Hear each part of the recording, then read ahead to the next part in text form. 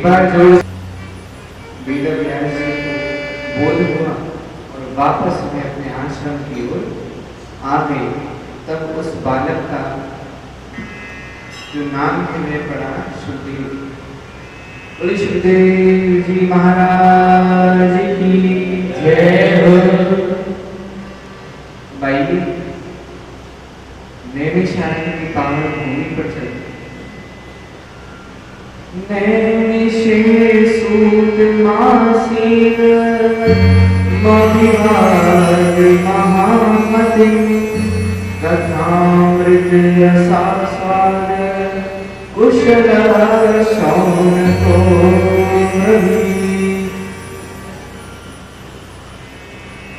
इस श्लोक में कहा है कि नैमिषारण्य की पावन भूमि पर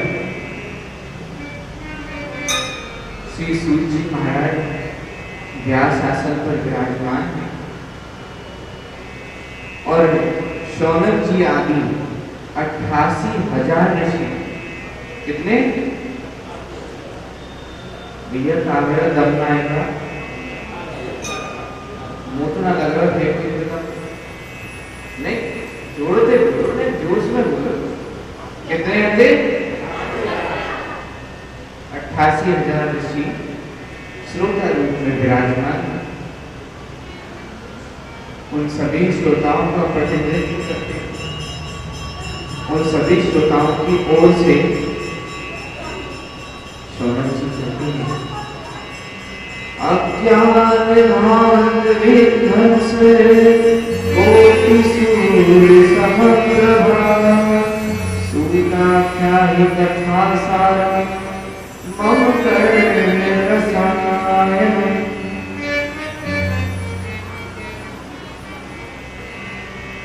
अज्ञान विध्वंस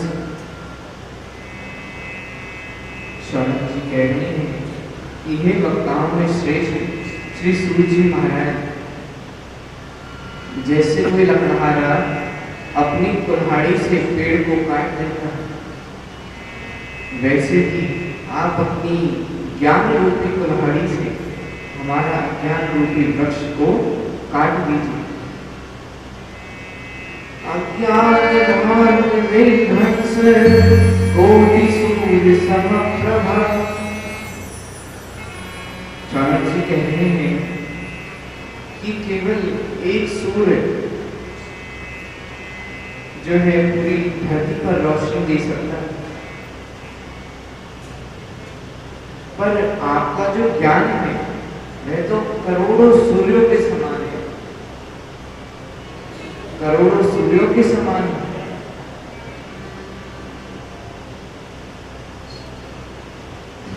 अज्ञान विध्वंस कोटि सूर्य समप्रभा सुविदाख्याहि कथा सारम मम कर्म रसायन।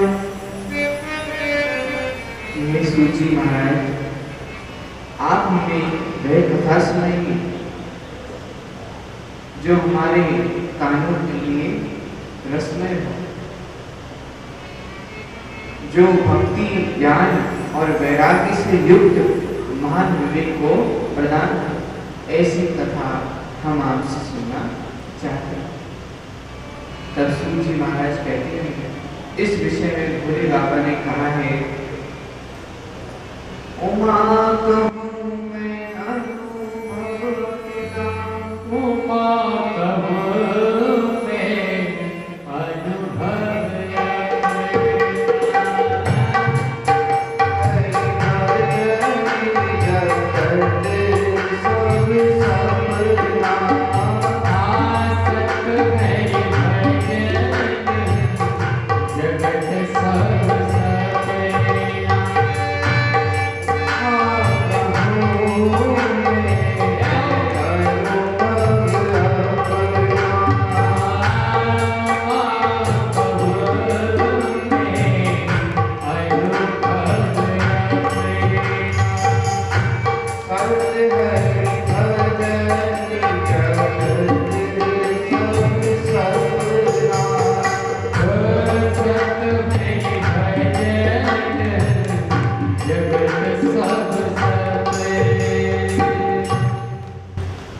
भोले बाबा कह रहे हैं, उमा कहूँ मैं अनुभव अपना, बिरसत हरि भजन जगत सब सपना। हे देवी, मेरा यह अनुभव है कि बिना प्रभु के भजन ये सारा संसार एक स्वप्न के समान है, एक स्वप्न के भांति है और कुछ नहीं।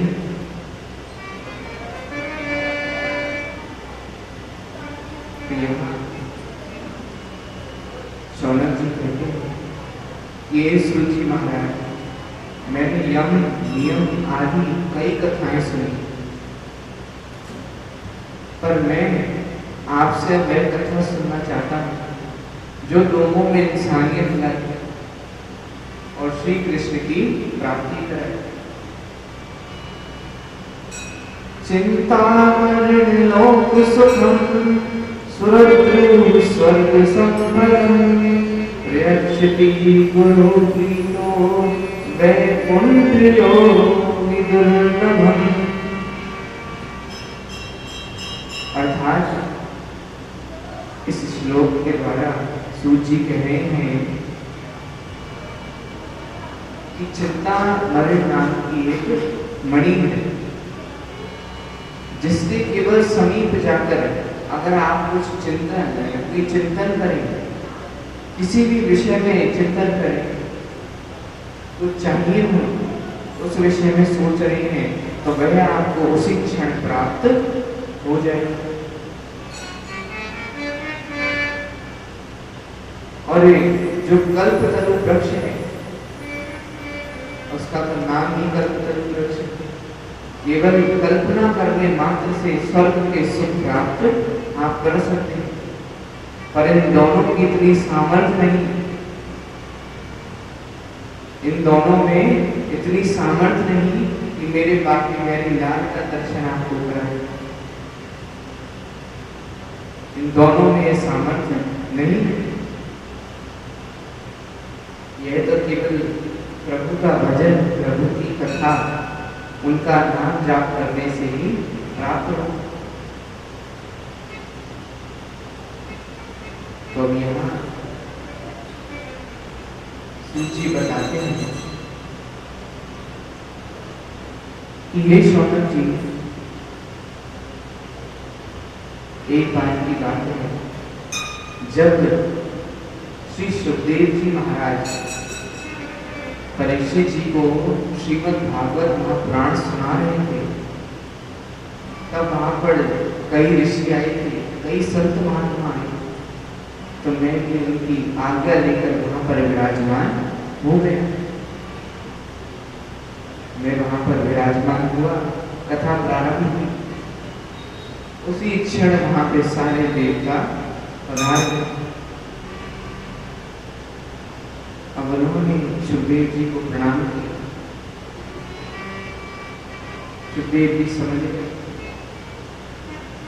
यह पहली बार ऐसे प्रणाम कर रहे, कुछ ना कुछ तो चक्कर है।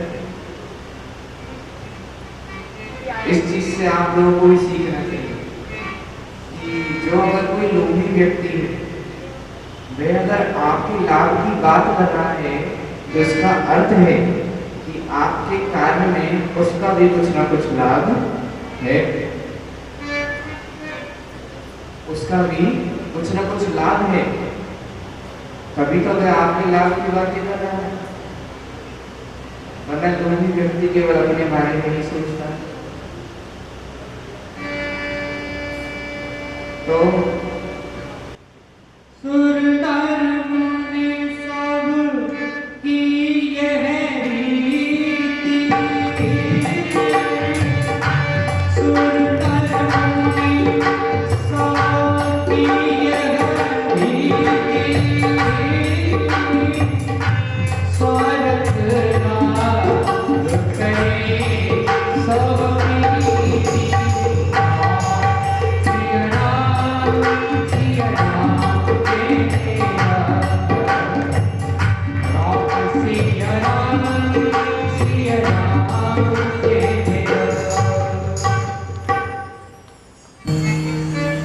प्रेम से बोलिए योर हेड।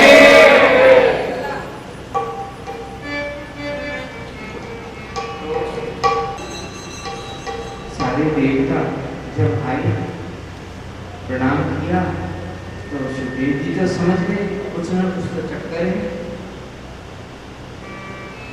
तब वे क्या कहते हैं कि हे सुखदेव जी महाराज, जब हमने सुना कि परीक्षित जी को 1 सप्ताह में मरने का श्राप दिया तो हम भागे भागे यहाँ पर आए। आप यह अमृत कलश ले लीजिए और इसमें से परीक्षित जी को पान करा दीजिए और हमें भी है अमर कथा, श्रीमद् भागवत कथा सुनाइए।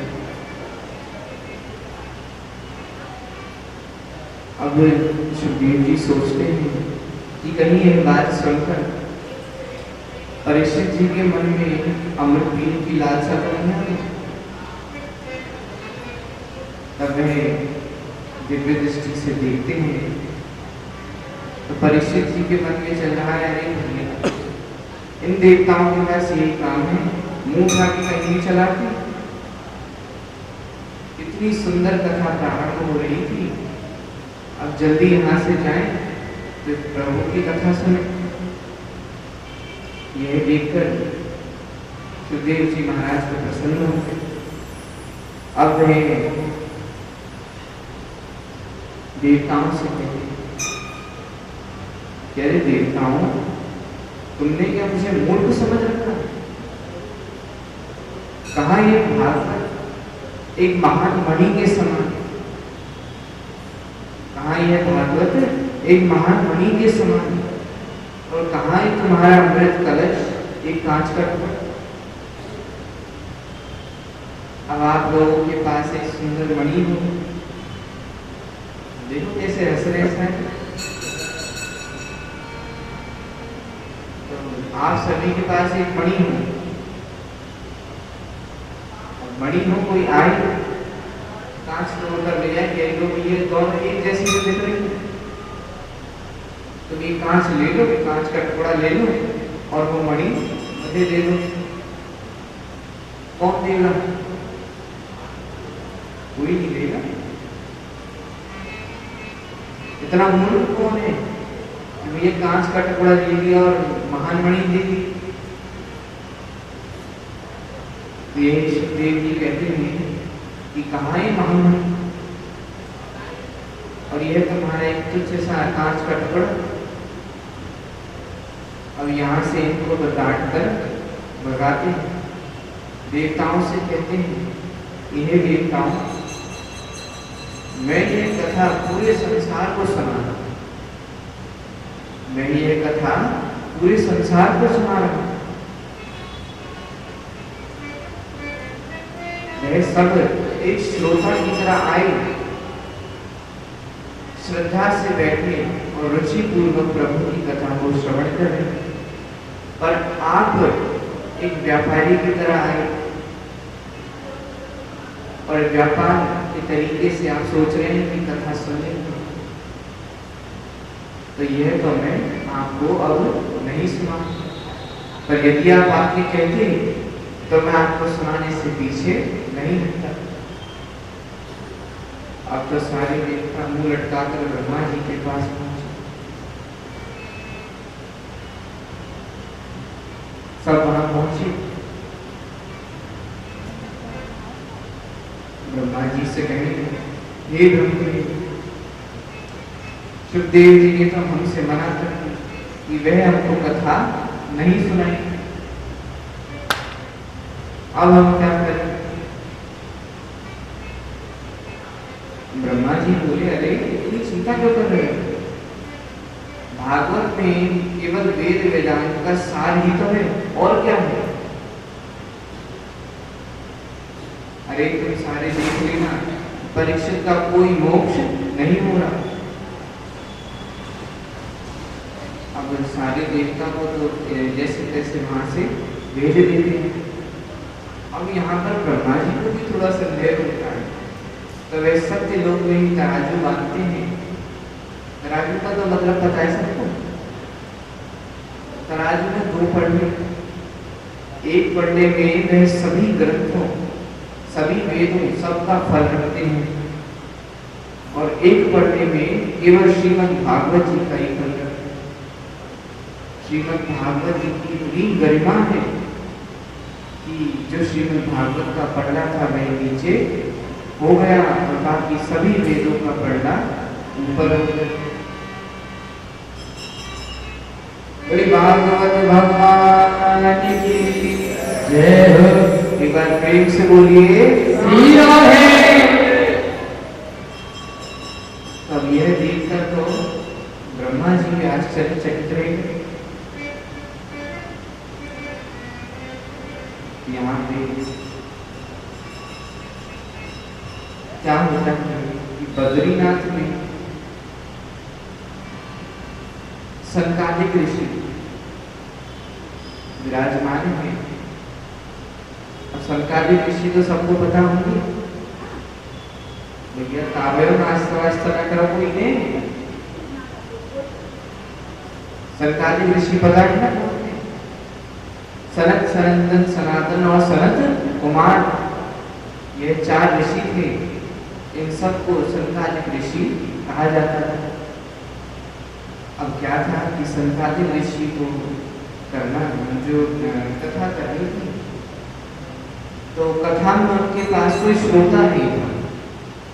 तो वे क्या सोचते हैं, हम चारों में से कोई एक कथा कर लेगा और बाकी 3 बैठ के सुनेंगे।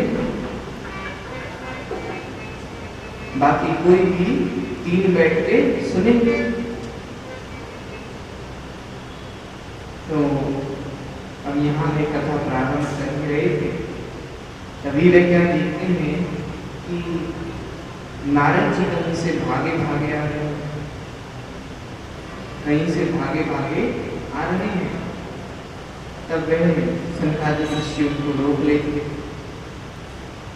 उनसे पूछते हैं कि नारद जी आप कहाँ जा रहे हैं? तब नारद जी बताते हैं कि हे सनकादिक ऋषि, मैं इस धरती का सबसे उत्तम जानकार हूँ। मैं भारत के सभी तीर्थों में, सभी मंदिरों में, सभी पवित्र स्थलों में जा चुका हूँ, पर अब मुझे हर जगह कलयुग का प्रभाव नजर आ रहा है। कहीं पर सत्य नहीं, कहीं पर भी सत्य, दान, धर्म, पुण्य कहीं नहीं। इस कलयुग ने सब नष्ट कर दिया। अब तो हर जगह केवल पाप ही पाप है। अब तो हर जगह केवल पाप ही पाप है। ये सब मैंने देखा, तब फिर मैं गृहस्थियों में गया। अब गृहस्थियों में गया तो वहां क्या देखता हूँ कि घर में केवल बहू की चल रही है। किसकी? भैया कहा गया कोई बोले का ना है, समझने नींद आ रही है क्या? एक बार जोर से बोलिए, अरे जोर से बोलिए श्री राम।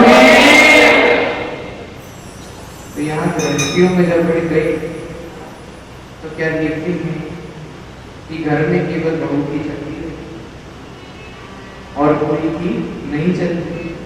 और भैया माता पिता से तो कोई कुछ पूछता ही नहीं है, और जो कोई गलती से पूछ ले फिर तो भैया ससुराल से साले साहब। हमारे प्रति एक बड़ी सुंदर कहावत है कि दीवार बिगाड़े आरो, क्या? दीवार बिगाड़े आरो और घर बिगाड़े सारो।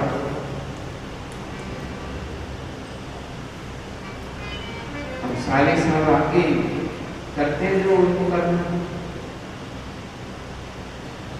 तो यह सब में गृहस्थियों में देख के आया तो मेरा मन खिन्न हो गया। मेरा मन वहां पर नहीं लगा। तब मैंने सोचा कि अब वृंदावन धाम कर, श्री वृंदावन धाम में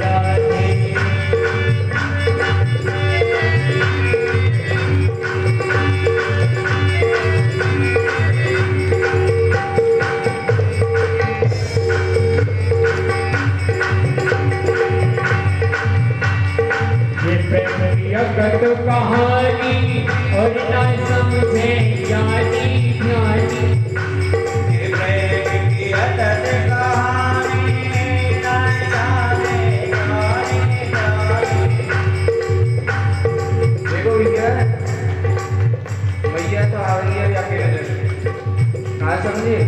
मैया तो लाला की नजर में आ गई। कौन कौन आना चाह रहे हो? हाथ खड़े कर दो, चलो खड़े।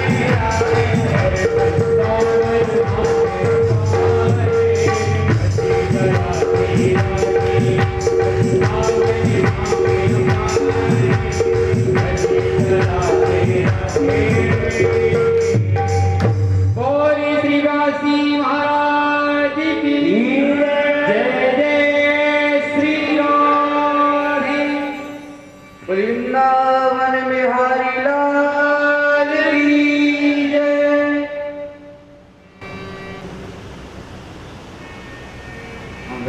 यमुना घाट पे चल रहे हैं तो देखते हैं कि एक जगह भीड़ लगी हुई।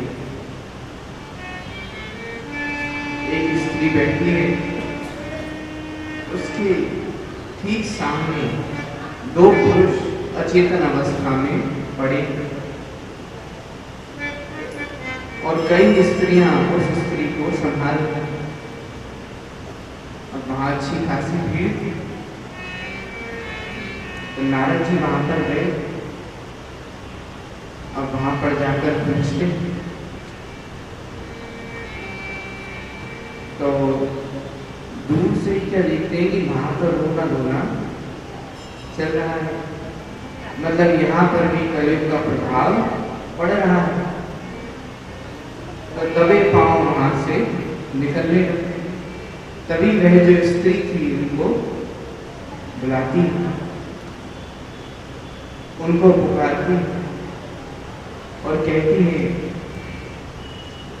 कि हे संत महाराज, हे महात्मा, आप कुछ क्षण के लिए रुकिए और मेरी चिंता का नाश करिए। तो यहाँ नारद जी उनके पास जाते हैं और उनसे उनका परिचय लेते हैं।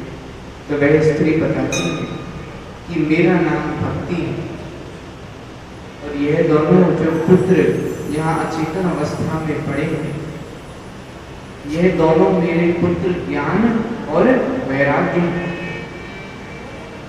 और यह जो स्त्रियां हैं, यह गंगा, यमुना, नर्मदा आदि नदियां हैं।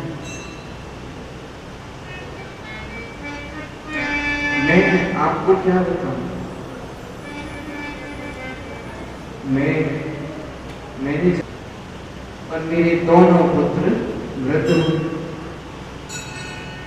आप लोगों ने अर्थ समझा? गुजरात में ज्ञान है, वैराग्य भी है, पर भक्ति नहीं है। पर वृंदावन धाम में ना तो ज्ञान है ना वैराग्य है, पर भक्ति जरूर है। ब्रजवासी में कछु न ज्ञान है न वैराग्य है, पर हाँ भक्ति पूरी है, भक्ति की कछु कमी न है। एक बार प्रेम से बोलिए राधे।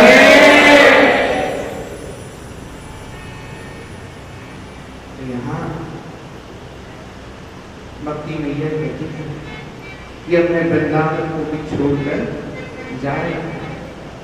हम नारद सोचते हैं कि अगर इन्हें यहाँ से चलेंगे तो वृंदावन का क्या मूल रह जाएगा। वृंदावन के बिना भक्ति नहीं और भक्ति के बिना वृंदावन नहीं।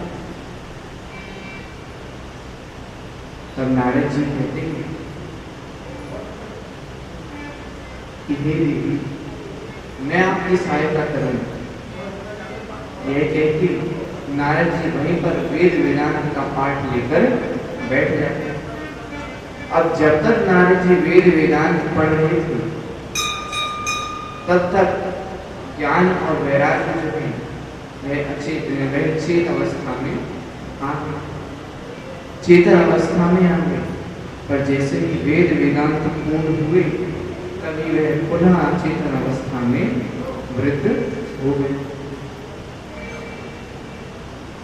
उसी क्षण आकाशवाणी हुई और आकाशवाणी में से ध्वनि आई कि हे नारद जी, आप यह जो सत्कर्म कर रहे हैं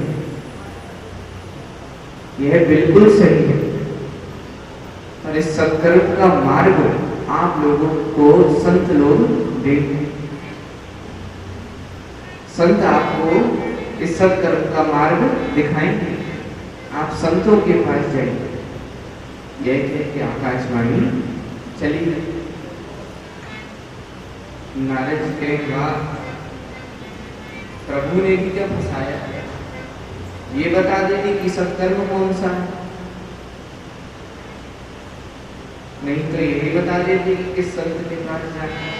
और संतन के संग लागरे ओ तेरी अच्छी बने।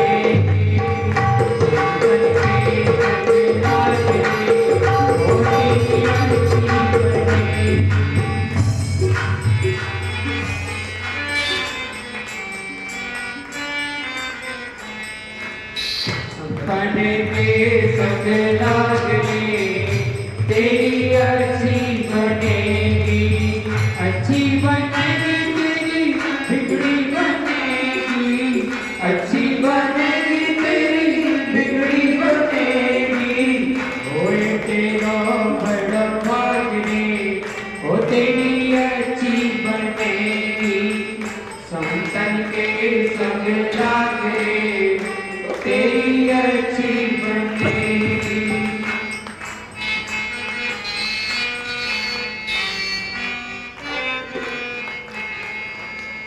संतन के संग लाग रे, तेरी अच्छी बनेगी। संतन के संग लाग रे, ओ तेरी अच्छी बनेगी। संतन के संग लाग रे, तेरी अच्छी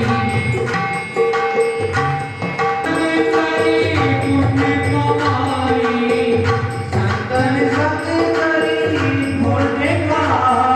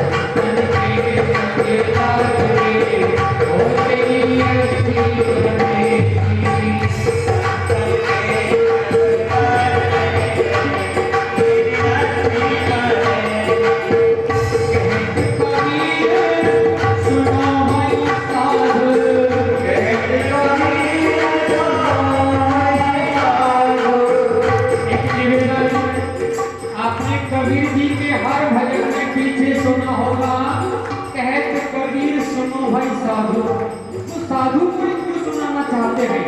हम संसार वालों को क्यों नहीं सुनाना चाहते? क्यों नहीं सुनाना चाहते? क्योंकि संसार वाले सुनना नहीं चाहते, वो अपनी सुनाना चाहते हैं। इसलिए कहते कबीर सुनो भाई साधु,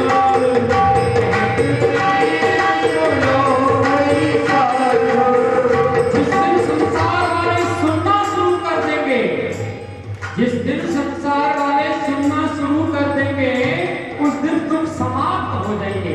लेकिन सुनाना हमको ज्यादा पसंद है, सुनना पसंद नहीं है। इसलिए कबीर जी कह रहे हैं, कहते कबीर सुनो भाई साधु,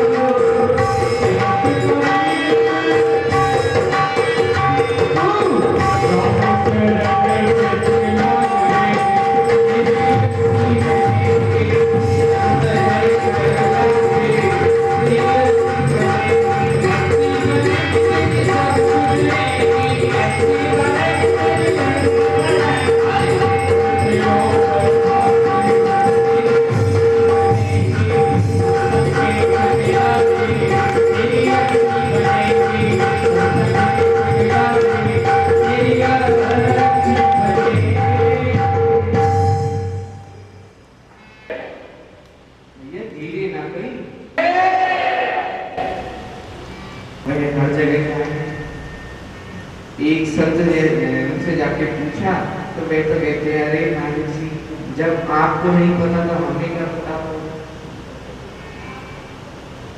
अब वहां से नारद जी चले। अब जैसे नारद जी गए, उसने अपने शिष्यों द्वारा सभी संतों में बात फैला दी कि नारद जी प्रश्न पूछने आ रहे। अब भैया कोई संत अपने शिष्यों से कहे नारद जी आए, कहते ना गुरु जी तो नहीं। और कुछ से कह दिया कि नारद जी आके पूछे कि मैं कहाँ हूं, तो कहते ना गुरु जी का मौन व्रत है, किसी से भी बात नहीं है। अब नारद जी ने भी सोची आज ही सबका मौन व्रत होना था, आज ही सबको घूमने जाना था। तब नारद जी कहते हैं कि ये संसारिक ऋषियों, ऐसे ही भ्रमण करते हुए मैं यहाँ पर आया और अब मुझे आपके दर्शन हो गए। सनकादिक ऋषि बोले कि अरे नारद जी, इतनी छोटी सी चीज के लिए आपने इतना भ्रमण करा, आप सीधे हमारे पास आ जाते। नारद जी बोले, महाराज पता होता तो तुरंत आ जाता, मुझे तो पता ही नहीं था आप कहाँ हैं। तो यहाँ संतानें कह रहे हैं कि इसका एक साधारण उपाय है। नारद जी बोले क्या? ये बोलते हैं कि आप श्रीमद् भागवत महापुराण कराइए। अब यह सुनकर नारद जी कहते हैं श्रीमद् भागवत, अरे मैंने उनको वेद वेदांत श्रवण करवा दी और इस भागवत में वेद वेदांत का सार ही तो है, और क्या है। तब संतालिक मुनि बोले कि देखिए नारद जी, आप ऐसा समझिए जैसे आप लोग भी समझिए, नारद जी अकेले नहीं समझेंगे। आपके घर में यज्ञ है, कोई हवन है, तो अब पंडित जो आचार्य है आपसे कहे कि अब इस यज्ञ में घी डालना है, अब घर में घी है नहीं, आपको बनाना पड़े, तो आप क्या सोचोगे? भैया पहले दूध, फिर दूध से दही, दही से मक्खन और फिर मक्खन से घी निकले, इतना कौन करे, दूध ही डाल दो। वो तो पता है आप ऐसे नहीं तो समझदार हो सारे। और अगर कोई दूध डाल दे यज्ञ में, अभी तो बुझ जाएगी।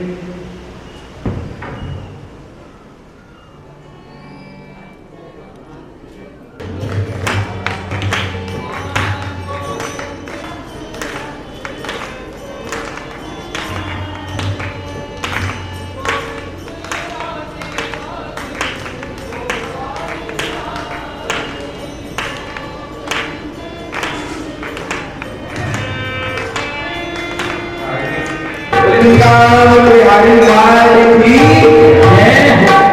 जिसका जो काम होता है वह उसी को ही साझता है। जिसका काम जिसको साझे कोई और करे तो डरता रहे। तो यह यहाँ पर वेद वेदांत का कोई काम नहीं है, यहाँ पर श्रीमद् भागवत महापुराण का काम है। महाराज जी कहते हैं कि हे सरकारी दुनिया, कोई चाहे कितना भी ज्ञानी हो जाए, पर जब तक वह संतों का संग नहीं करता तब तक उसको निर्मल ज्ञान की प्राप्ति नहीं होती। यही हमारे कहते भैया, संतन के संग लाग रे तेरी अच्छी बनेगी, डिग्री भी सही है रहेगी। तो यहाँ नारद जी उनसे पूछते हैं कि भागवत जी का आयोजन कहाँ है।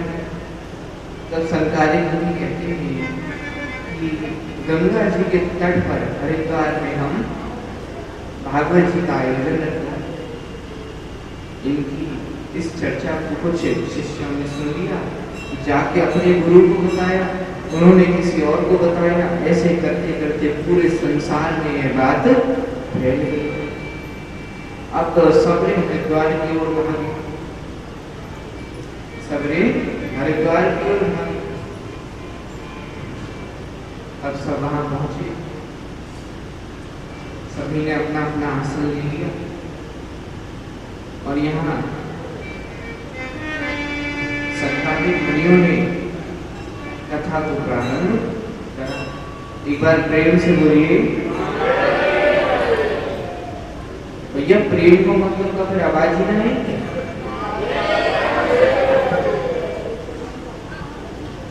तो यहाँ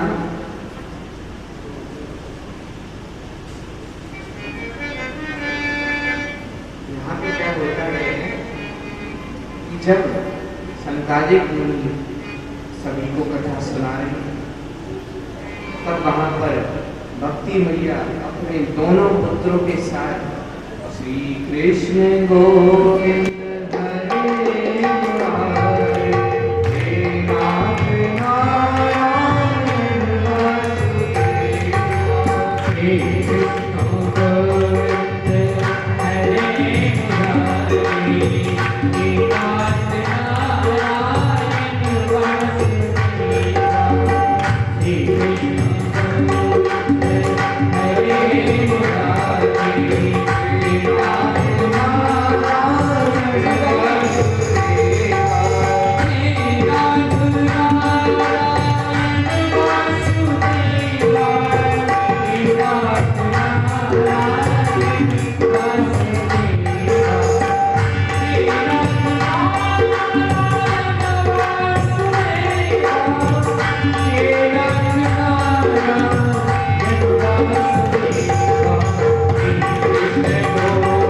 हरे मुरारे,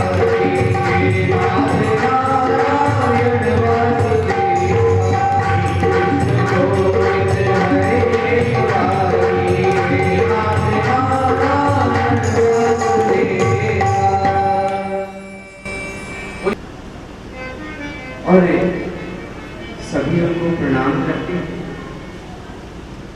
जब वे सरकारी मुनियों से अपने विराजमान होने के स्थान मांगती हैं, तो वे कहते हैं कि यहाँ इन श्रोतागणों में जो भी प्रेम पूर्वक, रुचि पूर्वक प्रभु की कथा को श्रवण कर रहा है, उन सभी के हृदय में आप विराजमान हो जाइए। तब भक्ति मैया सभी के हृदय में विराजमान हो जाती है। बड़ी भक्त वत्सल भगवान की जय। अब ये बताइए कि जब सभी श्रोतागणों के हृदय में भक्ति है, तो क्या प्रभु आने से चूक जाएंगे? तब स्वयं प्रभु वहां प्रकट होते। बोलिए बाल कृष्ण लाल की जय हो। स्वयं कन्हैया वहां प्रकट होते और वहां विराजमान हो जाते। इसलिए कह रहा हूं भैया, आप सभी श्रोतागण प्रेम पूर्वक और रुचि पूर्वक कथा को श्रवण करेंगे। कलयुग है, प्रभु हमें नहीं दिखेंगे, प्रभु हमें नहीं दिखेंगे, पर क्या पता गोपाल जी यहीं बैठे हो, सब आपके सभी के हृदय की भक्ति में यह विराजमान है। तो इसलिए कह रहा हूं भैया, ने प्रेम से कथा सुनी, एक बार प्रेम से बोलिए श्री राम।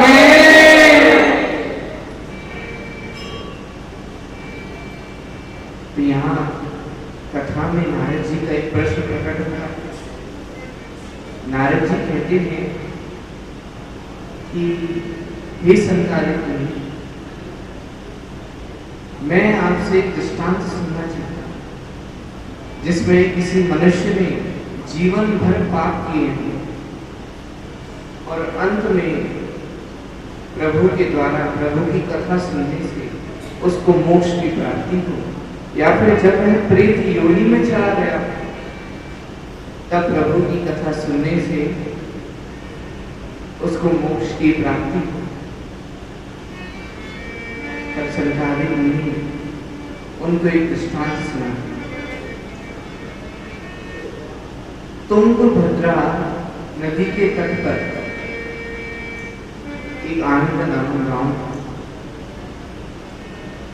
वहां के सभी नगरवासी अपने नियम के बहुत पक्के, सभी वहां जो थे नगरवासी वे सभी नियम के पक्के और भगवान के प्रभु के भक्त।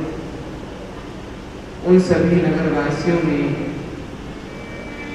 एक आत्मदेव नाम के पंडित जी भी थे। अब वह ज्ञान में तो दूसरे सूर्य के समान, जीवन का ऐसा कोई सुख नहीं था जो उनको प्राप्त न हो, पर उनको कोई संतान का सुख प्राप्त नहीं हुआ, इस कारण वह बड़े दुखी रहते। उनकी एक पत्नी भी थी जिसका नाम था धुंधली, नाम ही धुंधली। तो जो धुंधली थी वह बड़ी कलह प्रिय थी। वह क्या करती थी कि उसके जो पड़ोसी थे कभी उनसे झगड़ा करती रहती थी, नहीं तो दो पड़ोसियों को आपस में भिड़ा लेती थी। मतलब उसको कलह करने में बहुत प्रसन्नता मिलती, बिना कलह करे उसका खाना नहीं बचता,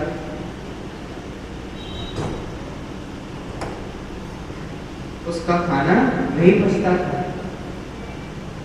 पर तब भी ऐसी पत्नी के साथ पंडित जी बड़े प्रेम से रहते थे। तो सारे दान पुण्य यज्ञ आदि करने के बाद जब पंडित जी को संतान की प्राप्ति ना हुई तब वह वन में जाकर एक सरोवर के किनारे बैठकर रोने लगे। तब वहां से एक महात्मा जा रहे थे। अब उन्होंने जब पंडित जी की रोने की आवाज सुनी तब वह वहां गए और उनसे पूछते, ये पंडित जी क्या हुआ, आप ऐसे क्यों रो रहे हैं? तब वह अपनी सारी बात बताते हैं कि हे महात्मा, मैं जब अपने पितरों को अपनी अंजलि में जल देता हूँ तो मेरी जो अंजलि का जल है वह गर्म हो जाता है। जो मैंने गाय पाल रखी है वह भी बंध्या है, उसकी भी कोई संतान नहीं, और मैं जो भी फल फूल डालता हूँ वह शीघ्र ही सड़ जाती है, और मेरे को जीवन का ऐसा कोई सुख नहीं है जो प्राप्त ना हो। बस एक ही सुख नहीं है और वह है संतान। अब इन्होंने जब तक यह बताया तब तक महात्मा ने इनकी भाग्य रेखा देख ली। भाग्य रेखा में लिखा था कि इनको एक जन्म छोड़ो 7 जन्म तक कोई संतान नहीं। अब यह बात जब उन्होंने बताई तो पंडित जी और फूट फूट कर रोने लगे। तो अचानक से उन्होंने स्मरण किया कि जो मुझे अपने मेरे 7 जन्म, कितने भैया आवाज टाइप ना आवे, अभी भी नहीं, जो महात्मा मुझे मेरे 7 जन्म की जो है भाग्य बता देता, मैं मुझे एक संतान नहीं दे सकता। तब मैं उसे कहती कि हे महात्मा, हे संत महाराज, आप मुझे संतान की प्राप्ति कराइए, नहीं तो यही मैं सर पटक पटक के अपने प्राणों को त्याग दूंगा, अपने प्राणों को त्याग दूंगा। अब तो यह महात्मा फंस गए। तभी कहते हैं, दया बिन है संत कसाई, क्या दया बिन है संत कसाई, और दया करे तो आफत आई। तो यहाँ क्या करते हैं कि एक फल लेते हैं, उसमें कुछ मंत्र पढ़ के जल छिड़कते हैं और कहते हैं कि यह आप अपनी पत्नी को ग्रहण करवा दीजिए, और उनसे कुछ नियम बता के उनको वहां से भेज दी। अब पंडित जी तो चलते कूदते घर आए, धुंधली को फल दिया, फल को खाने के बाद दिन में केवल एक मुझे मारना चाहते हैं, अब मैं गर्भवती हो जाऊंगी तो भाग नहीं पाऊंगी, ऐसा समझ लो कि घर में आग लग गई, ये तो भाग जाएंगे, मैं कैसे भागूं? और यदि गांव में कोई चोर लुटेरे आ गए तो ये सारे तो निकल के भाग जाएंगे, मैं ही फंस जाऊंगी, मैं ही फंस जाऊंगी। और दिन में एक बार भोजन, फिर तो एक कदम चलने की भी ताकत नहीं बचेगी। भगवान कैसी बुद्धि है। तो यहाँ धुंधली उस फल को नहीं खाती। अगले दिन उसकी बहन आती, अगले दिन उसकी बहन आती है, वो तो उससे भी बड़ी कलाप्रिय है। अब वह अपना सारा दुखड़ा जब उससे रोती है तो वह कहती है कि एक बहन, तेरे यहाँ खाने वाला कोई नहीं है और धन बहुत है, पर मेरे यहाँ खाने वाले बहुत हैं और धन नहीं है, तो अब मेरी एक संतान होगी जिसको तू ले ले, पर मेरे पति का मुंह बंद कराने के लिए कुछ धन तो तेरे को देना पड़ेगा। अब यह धुंधली मान जाती है। अब वह पूछती है, फिर इस फल का क्या करूं, इस फल का क्या करूं? तब उसकी बहन कहती है, इसको तू अपनी गाय को खिला, इससे इस फल की भी परीक्षा हो जाएगी, फल की परीक्षा।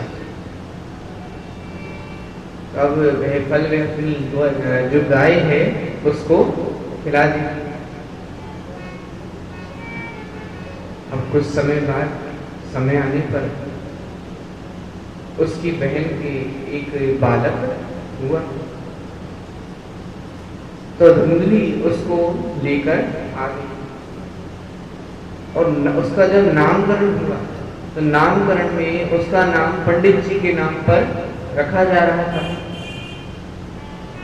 पर उसने कहा कि 9 महीने मैंने गोद में रखा और नाम इनका, मेरा नाम धुंधली है तो इसका नाम धुंधकारी होगा। और कुछ ही समय बाद वह जो उनकी गाय थी उसके भी एक सुंदर सा बालक प्रकट हुआ। उसका संपूर्ण शरीर तो मनुष्य के समान था, पर जो कर्ण थे वह गौ के थे, जिस कारण उसका नाम गोकर्ण है। बोली गोकर्ण जी महाराज की जय हो। अब जब दोनों बड़े हुए तो एक तो विख्यात हुआ और दूसरा कुख्यात हुआ। गोकर्ण जी तो अपने पिताजी की तरह ज्ञान में दूसरे सूर्य के समान थे, और धुंधकारी बहुत दुष्ट, छोटे छोटे बच्चों को गहरे कुओं में धकेल देता,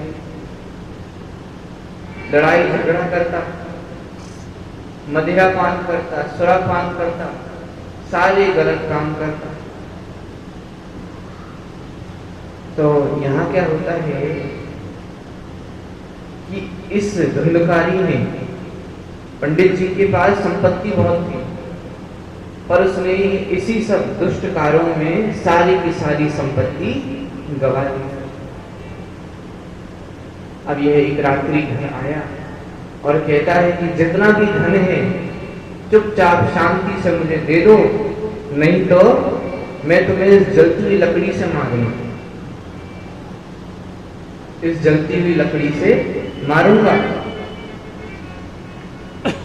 तो पंडित जी समझाते हैं, पर उसकी समझ में कुछ नहीं आता, उसकी समझ में कुछ नहीं आता। तब वह घर के अंदर जाता है और रसोई घर में जितने भी बर्तन थे वह सब लेकर बेच आता है। अब गौकर्ण जी वहां आते हैं और पिताजी से कहते हैं कि हे पिताजी, उस समय जो महात्मा थे जिन्होंने आपको वह फल दिया था, अगर उसी समय आप उनकी बात मान लेते और प्रभु का भजन कीर्तन करिए, तब पंडित जी उनकी बात मानकर वहां से वन की ओर जाकर प्रभु का भजन करते करते अपने शरीर को शांत कर लेते हैं। वही भक्त वत्सल भगवान की जय हो। और यहाँ गौकर्ण जी तीर्थ यात्रा के लिए चले जाते हैं। अब अगली रात्रि धुंधकारी फिर आता है और अब की धुंधली से कहता है कि जितना धन तेरे पास है तू मुझको दे दे।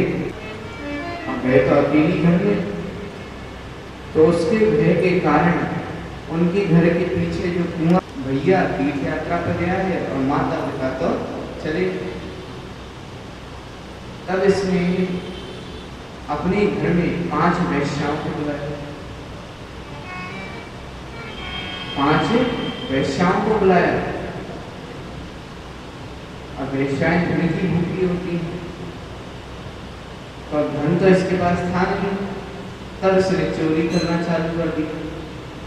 अब यह चोरी करता और सारा धन लाकर इनको देता, उनके यहाँ चोरी करके आया। अब वैश्याओं को बताता है तो वे सारी सोचती हैं कि अगर राजा ने जो छानबीन करवाई और उसको अगर यह मिल गया तो ये खुद तो मरेगा, हमें भी लेकर मरेगा, हमें भी लेकर मरेगा। तो एक काम करते हैं, इसका आज ही खेल खत्म कर देते हैं। अब रात्रि के समय धुंधकारी जब चारपाई पर लेटा हुआ था, तब उसी समय उसको रस्सियों से बांध दिया और नाना प्रकार से उसको मारने लगे, पर उसके प्राण उसके शरीर से नहीं जा रहे। तब वह क्या करती है कि उसका मुंह खोलती है और जो चलते हुए अंगारे थे वो उसके मुंह में भर देती है, जिससे अग्नि की पीड़ा के कारण उसका वह जो है अपना देह त्याग देता है, वह अपना देह त्याग देता है। तो यहाँ वैश्य सारा धन बटोर कर उसके शरीर को वहीं गाड़ कर चली जाती है। अब कुछ समय बाद गौकर्ण जी आते हैं, उनको जब सारी बात पता चलती है तब वह गया जाकर अपने माता पिता और भाई का श्राद्ध करते हैं और वापस आकर जब घर में उसी चारपाई पर लेटे हुए थे, तब धुंधकारी नाना रूप भर के उनके पास आया और उनको परेशान करने लगा। तब वह समझ गए यह कोई जीवात्मा है जो मुझसे कुछ वार्तालाप करना चाहती है। तब वह अपनी अंजलि में जल लेते हैं और मंत्र पढ़कर उसके ऊपर डालते हैं, तब उसके बोलने की सामर्थ आती है। तब वह कहता है कि हे गोकर्ण, मैं तुम्हारा भाई अंधकारी हूं, जो अपने दुष्ट कर्मों के कारण इस प्रेत योनि में कष्ट झेल रहा हूं। हे भैया, मेरे पर यह कृपा कर दो, इस बस प्रेत योनि से मुझे मुक्ति दिला दो, इधर बहुत कष्ट है।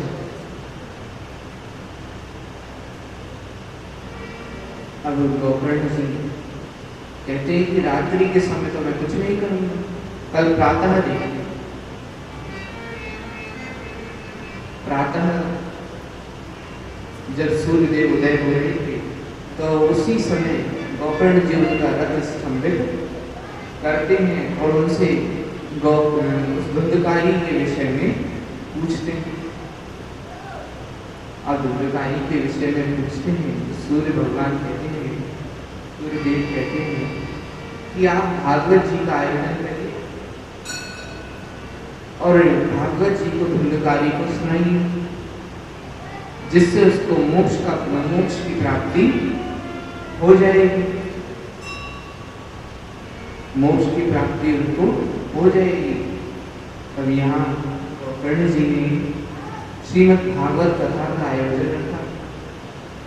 उसमें सभी नगरवासी आए और धुंधकारी तो एक वायु रूप में था, जीवात्मा के रूप में था।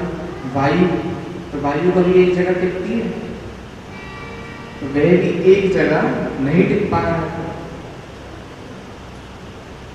तब वहां पर गोकर्ण जी एक बांस गाड़ते और उस पर 7 गांठें बांधते और धुंधकारी उसमें ही जाकर बैठ जाता है। अब जब प्रथम दिवस की कथा पूर्ण होगी तो उस बांस में से जो पहली गांठ थी वह हट जाती, दूसरे दिन की पूर्ण हुई तो दूसरी गांठ हट गई, फिर तीसरे दिन की हुई तो तीसरी गांठ हट गई। ऐसे करते करते 7 दिन जब पूर्ण हुए तो वह 7 गांठ फट गई और जैसे ही वह 7वीं गांठ फटी तभी धुंधकारी एक सुंदर स्वरूप धरकर सामने आया। तो भगवान के पार्षद स्वयं धुंधकारी को लेने आए। गोकर्ण जी को प्रणाम करके उनकी धन्यवाद करके वहां से जाने लगा। तब गोकर्ण जी पार्षदों से पूछते हैं कि कथा केवल धुंधकारी ने नहीं सबने सुनी, तो इन सब श्रोताओं को क्यों नहीं ले जाए? तब वह कहते हैं कि आपने यह जो कथा करी, कथा में सबसे ज्यादा मनन धुंधकारी का ही लगा है और इसलिए सबसे पहले हम धुंधकारी को लेकर जा रहे हैं। आप एक और कथा का आयोजन करिए और उसमें इन सभी श्रोताओं को बुलाइए। तब इन सभी के लिए प्रभु विमान भिजवाएंगे। अब यहाँ से सब वह दोनों पार्षद धुंधकारी को लेकर चले गए। अब गोकर्ण जी पुनः आयोजन रखते हैं तो उसमें उन सभी श्रोताओं को बुलाते हैं। अब सभी पूरे मनन ध्यान रुचि प्रेम से कथा को श्रवण करते हैं और तब प्रभु सभी श्रोतागणों के लिए विमान भेजते हैं। पर प्रभु सोचते हैं कि जिन गोकर्ण जी ने मेरे इतने भक्तों का कल्याण करा है, उनके लिए मैं विमान नहीं भेजूंगा, उनके लिए मैं स्वयं जाऊंगा। तब प्रभु स्वयं गोकर्ण जी को लेने आए और प्रभु के साथ सभी आनंद नगर वासी गौलोक धाम को चले गए। बोली भक्त वत्सल भगवान की। एक बार प्रेम से बोलिए श्री राधे।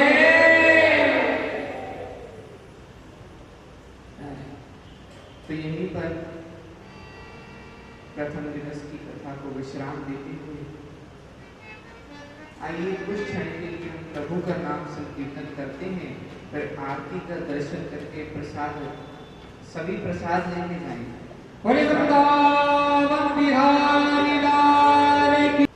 बिहारी जी की कृपा बड़े की वासियों पर मुझे तो ऐसा लगा अधिक है, क्योंकि पिछली बार भी पूज्य बाल व्यास जी का जब पदार्पण यहाँ हुआ था गोवर्धन में होने वाली थी, लेकिन बिहारी जी की कृपा हुई कि बरेली में नारायण भगवान के मंदिर में करो, वहां सुनेंगे।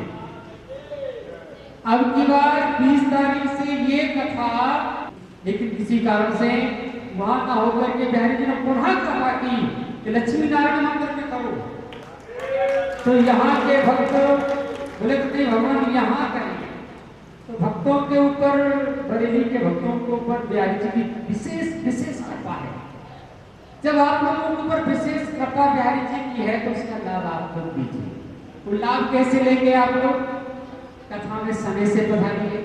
आज से 11:30 का समय, जो भी आप लोग बनवाना चाहें, ऐसे तो यहाँ प्रसाद की व्यवस्था है, जिनकी जो श्रद्धा है, आपका भाव बने कि आज मेरी तरफ से जो है पूरी संगत के लिए प्रसाद बटेगा, या हम जो ये सेवा करना चाहेंगे, बीच में उत्सव आएंगे, जन्मन अवसर का जो आप सेवा करना चाहें, पढ़ा निवेदन यजमान आप करना चाहें तो एक दिन की पूजा करा सकते हैं, 6 दिन बच्चे हैं 6 दिनों की भी आप करा सकते हैं।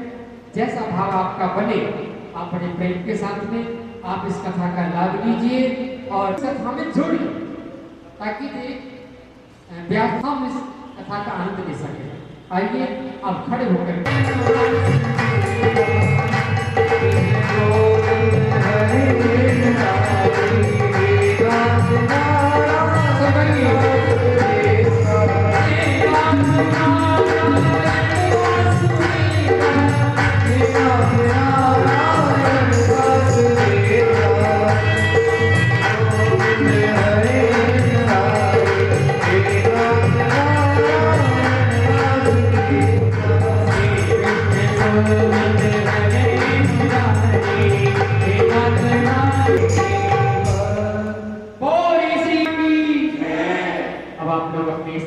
खड़े होकर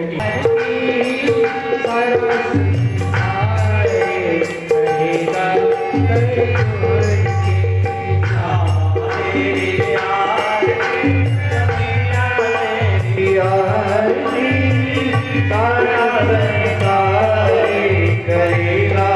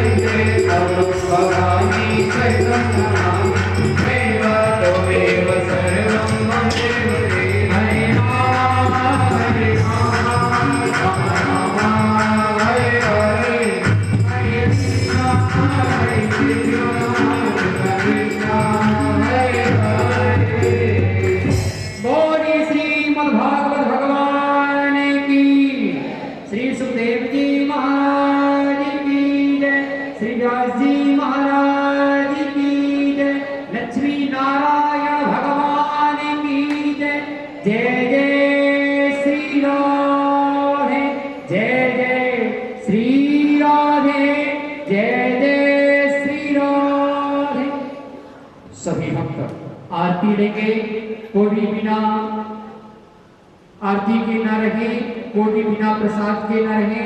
और एक निवेदन, खाली हाथ आरती नहीं देते, कुछ न कुछ आरती में अवश्य अर्पित करना चाहिए। मन के पुष्प कुछ न कुछ अवश्य आरती में अर्पित करना चाहिए, ऐसा संत लोगों का कहना है। बड़े प्रेम से आरती लें, प्रसाद लेंगे और ज्यादा से ज्यादा इस कथा में भक्तों को जोड़ेंगे, ज्यादा से ज्यादा सेवा आप लोग करके इस कथा को पूर्ण करेंगे। जय श्री राधे।